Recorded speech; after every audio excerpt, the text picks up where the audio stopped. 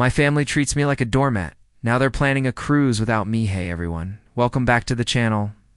Usually I'm just here reading your posts and marveling at how wild family dynamics can get. Story to share that's been seriously weighing on me. I need your perspective on this one. First, little about me.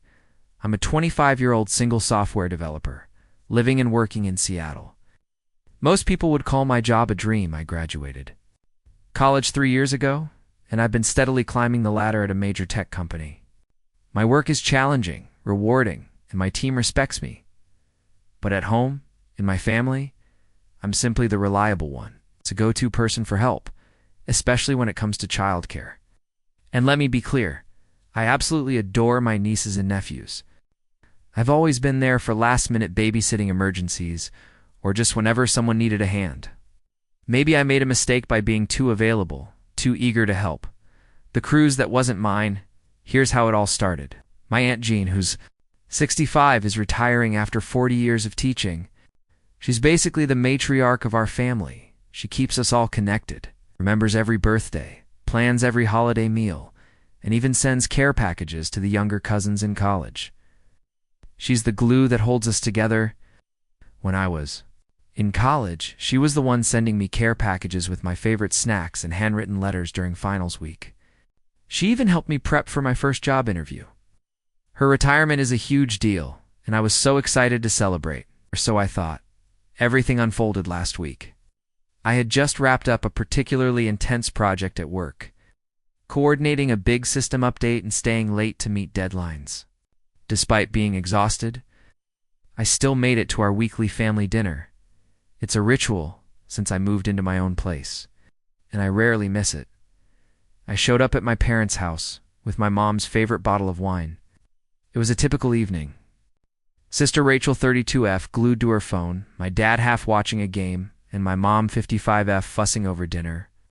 Rachel's 2-year-old was playing with blocks on the floor, occasionally calling out to us. We chatted about everything, Rachel's toddler's latest milestone, my recent work achievements, and the usual family gossip.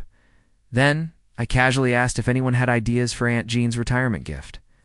I was thinking something special, maybe. A group gift. That's when Rachel, without even looking up from her phone, blurted out, "Oh, we're doing a group gift on the cruise." I froze mid-sentence. What cruise? At first I thought I misheard her.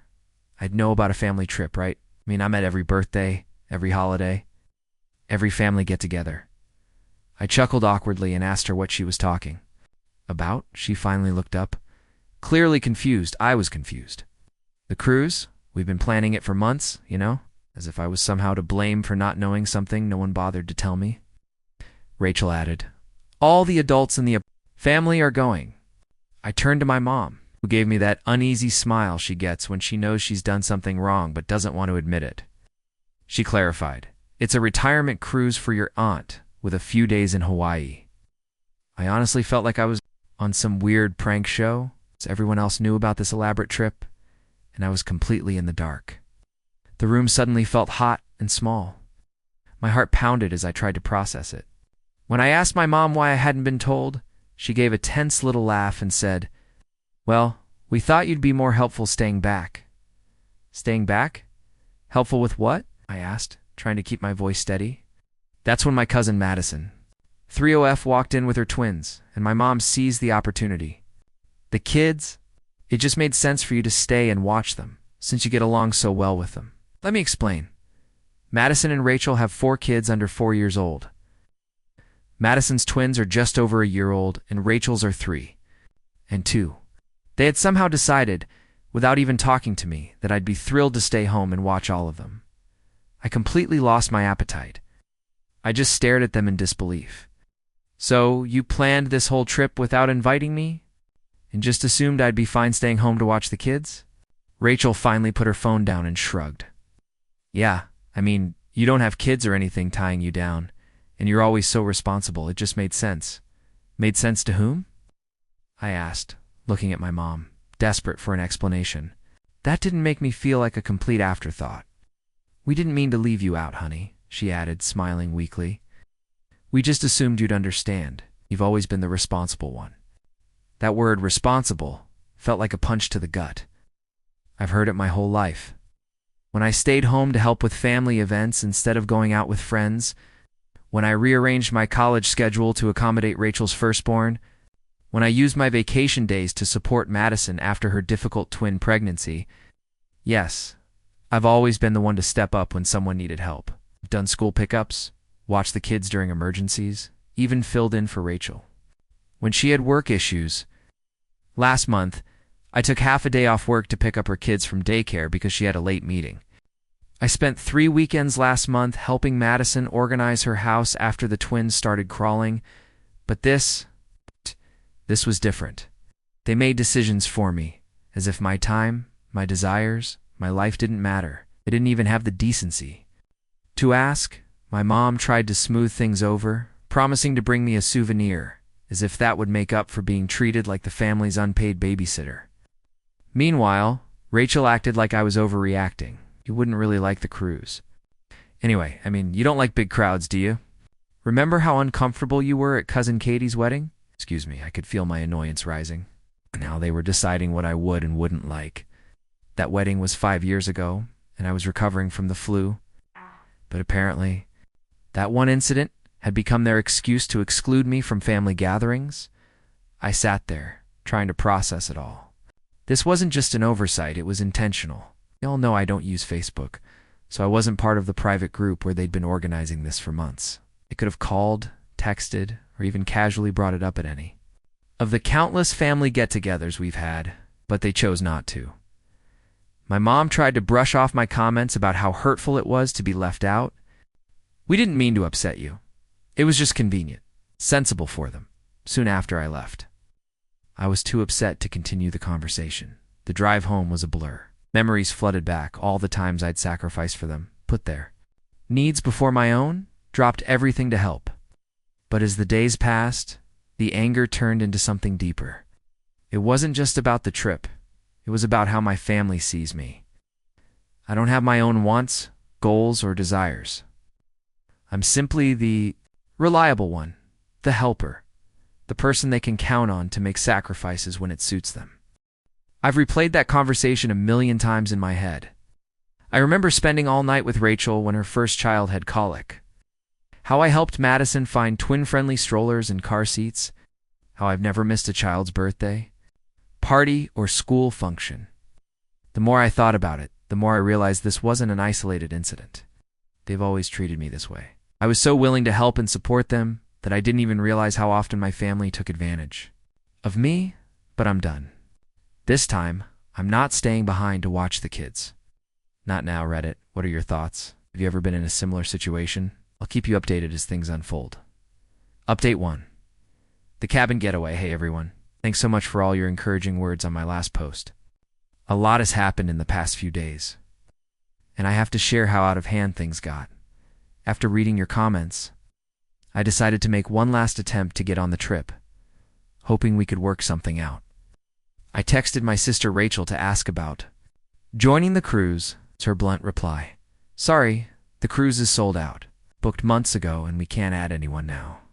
I told her I was willing to book my own cabin, even if it meant traveling to Hawaii separately or staying on a different deck. Even though I was still hurt about being excluded, I was genuinely trying to be understanding. And what did she say?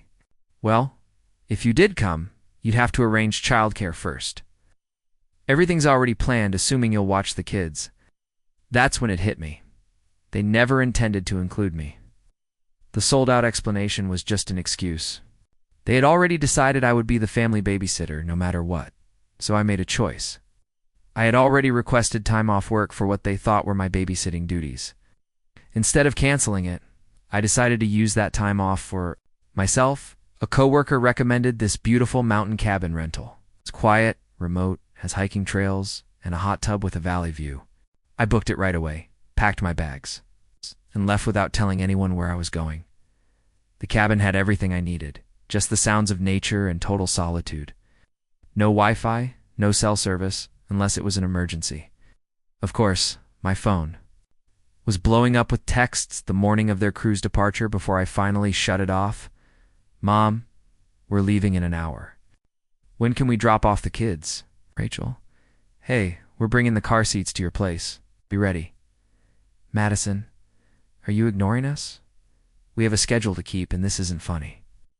Mom, honey, please answer your phone. Everyone's waiting. Then the messages got nastier. Rachel, it's unbelievable how self-centered you are. Our flight is going to be delayed. Madison, this is completely irresponsible. We trusted you. Mom, I raised you better than this. The best part, I had never actually confirmed with them that I would be watching the children. They just assumed I would because I always have. I'm currently sitting in this serene cabin, watching the mountain sunset. For the first time in years, I feel free. No obligations, no expectations, no last-minute crises to deal with. No, this calm is fleeting. I haven't turned my phone back on yet, and I can only imagine the drama that will be waiting for me when I do. I feel bad for finally standing up for myself and upsetting the family dynamic, but not for the children, whose care is ultimately their parents' responsibility. One commenter on my previous post wrote, "They're not angry because you said no. They're angry because they can no longer control you." Does that hit home? Am I wrong? For finally prioritizing myself, which I have at least told them I wouldn't be available? It felt like the only way to make them understand I was serious after years of being taken for granted. Even if I know it wasn't the most mature thing to do, I'll be at the cabin for the next week. I guess I'll have to deal with whatever happens. After that, Reddit, thank you for letting me vent. I'll provide another update once I'm back and have addressed the fallout. Update 2. The fallout. Hey Reddit. It's taken me a while to process everything that's happened since my last update. I desperately need some outside perspective because things have gotten even worse. Remember that quiet cabin I told you about? Hey, those 7 days changed my life. I spent mornings hiking misty trails, afternoons reading books I'd been meaning to get to 4 years, and nights soaking in the hot tub under the stars. For the first time in my adult life, I felt what it was like to not be at someone's beck and call. While I was there, I found myself reflecting on my family relationships. Last December, Rachel needed help moving, so I had to postpone a major certification exam that would have helped my career. She claimed no one else could help her that weekend. My siblings gave me generic gift cards saying they were too busy to shop properly, while I used my entire Christmas bonus the month before to buy presents for all the kids. Earlier last year, I couldn't attend my closest friend's bachelorette party because Madison insisted she had no one else to watch the twins. The pattern was constant. Their demands came first, then mine. But the real drama began when I got home. Remember how I shut off my phone?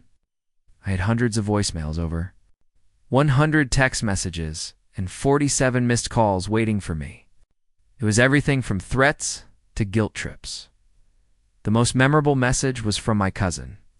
"Madison, do you realize we could have called the police for child abandonment? They were supposed to be your responsibility?"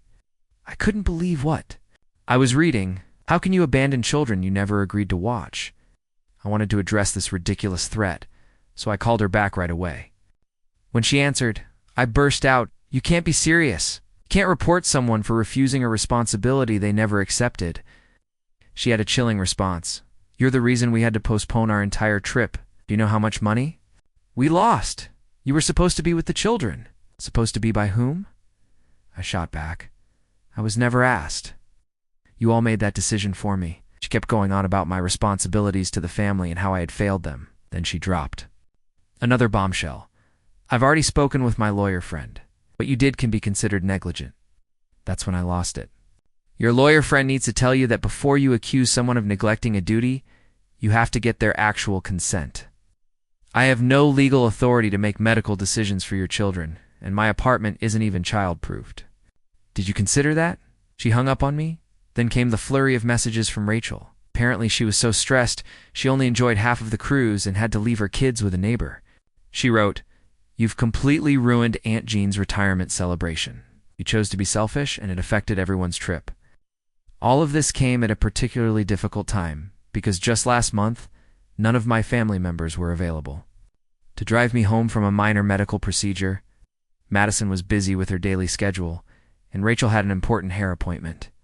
In the end, I had to pay for a ride-sharing service. My mom's approach was more subtle, but just as manipulative. She called me at work, presumably assuming I couldn't avoid her. Her voice was brimming with disappointment as she started. Your sister had to cut her trip short. Madison's non-refundable reservations cost them hundreds of dollars. Do you truly want to be this person? I took a deep breath before answering, Mom. Is this more about what you all want me to be, or about what I want to be?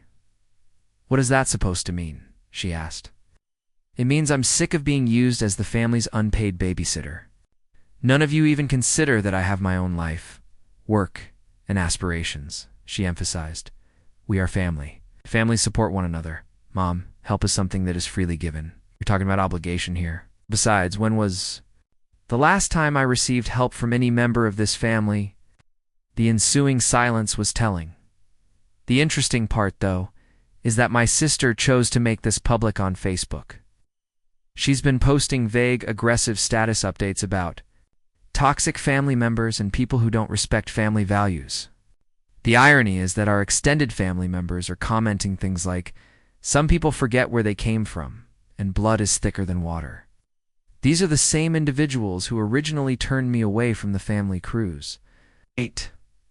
My cousin even went so far as to email me a detailed list of all the fees they incurred due to my selfish behavior, including extra daycare charges, travel changes, and cruise tickets.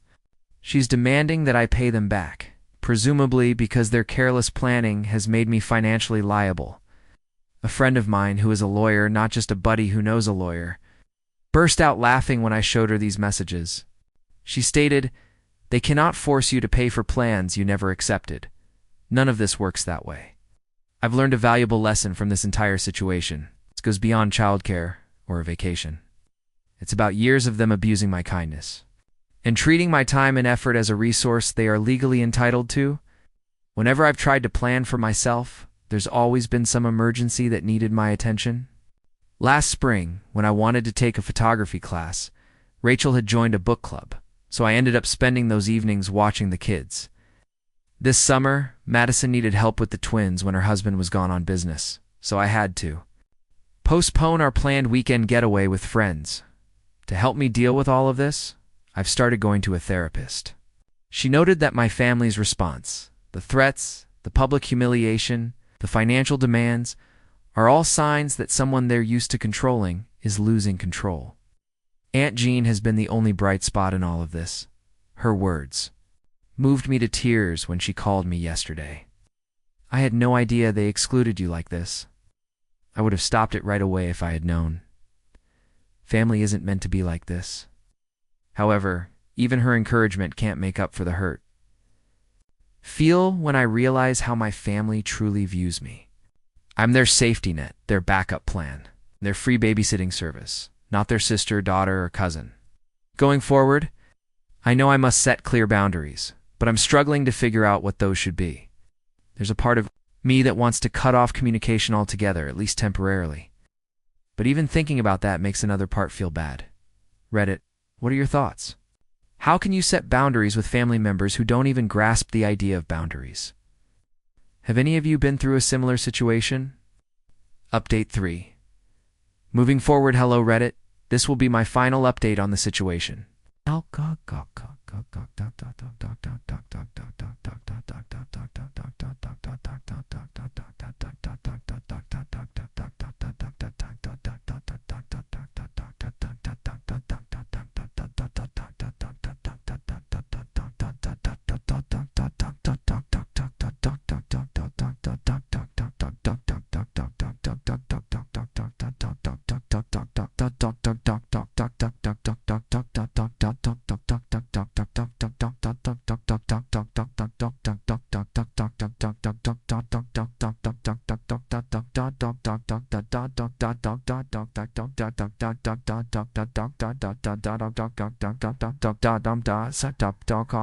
Since Syal's trip and the chaos that followed, I've had to make some tough but essential switches regarding my relationship with my family moving forward.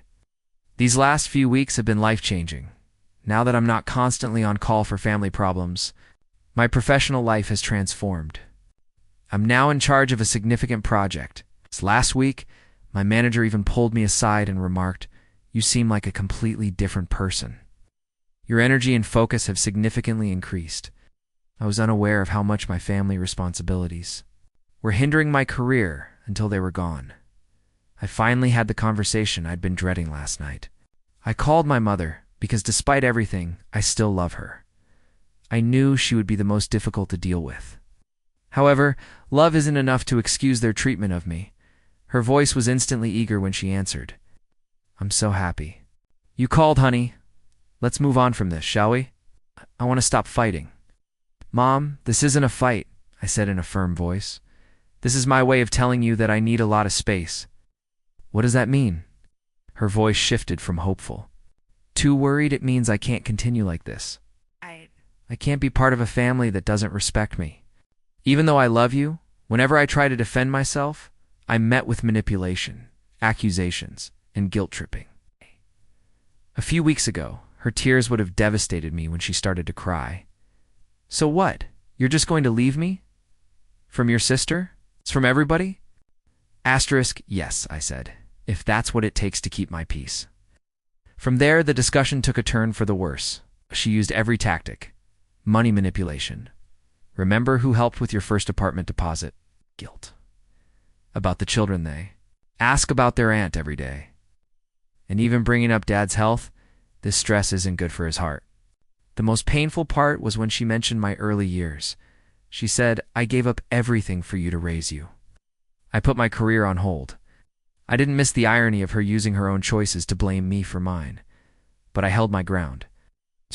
The first time, I made it clear that while I would continue to send birthday cards to the children, I would require total separation from the family's adults for the foreseeable future.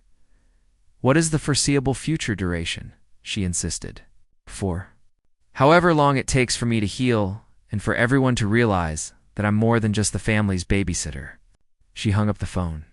Instead of feeling sad as I had anticipated, I felt lighter. I adopted a more straightforward strategy with my sister and cousin. I muted their social media profiles and phone numbers. I went through all of the family group chats on my phone and unsubscribed in addition to unfollowing them on social media. I even modified my email filters so their messages go to a different folder that I can review whenever I'm ready. There has been a noticeable shift in my day-to-day existence. I used to constantly check my phone, worried about missing an emergency call from my sister or cousin. Now my phone isn't tied to incessant demands from my family anymore. It's just a phone. I've started taking back my weekends. Last Saturday, I joined a local hiking club to tackle a strenuous trail I've always wanted to experience. I spent 6 hours going to a stunning peak with like-minded individuals, instead of watching my nieces and nephews. Next weekend we plan to go hiking again. The photography class I mentioned. Everything is going remarkably well. My instructor says I have a natural eye for composition, and I'm already organizing a photo show with several of my classmates for next spring. These kinds of opportunities would never have happened when I was at everyone's mercy. Additionally, I've resumed dating, which was previously nearly impossible. It's incredible how much more appealing you seem to potential partners when you don't have to keep postponing plans to deal with family crises. Aunt Jean is the only person I continue to communicate with. She confirmed everything I've been feeling when she called me this morning. She even added that she had experienced a similar situation with her own sister years prior, which helped me feel less alone in this choice. Walking away from people who don't value you, even if they are family, sometimes the strongest thing you can do, she told me. I've learned from my therapist that this is about taking back my identity, not just about setting boundaries. I spent so much time being the family helper, the responsible one, the dependable one. Now, I'm free to discover who I am without those labels. Yes, there are times when I miss them, like when I walk past my niece's favorite park or see something that would make them laugh. However, the cruise situation always comes back to mind. How they were prepared to deny me a family celebration while still expecting me to give up my time for their convenience. Before, I never felt comfortable starting a 5-year plan for myself. Now I'm considering working part-time while pursuing my master's degree. My manager is very supportive of the tuition reimbursement program offered by my company. Additionally, I'm saving for that springtime vacation to Europe by myself, which would not have been feasible when I was continuously devoting my time and resources to family responsibilities.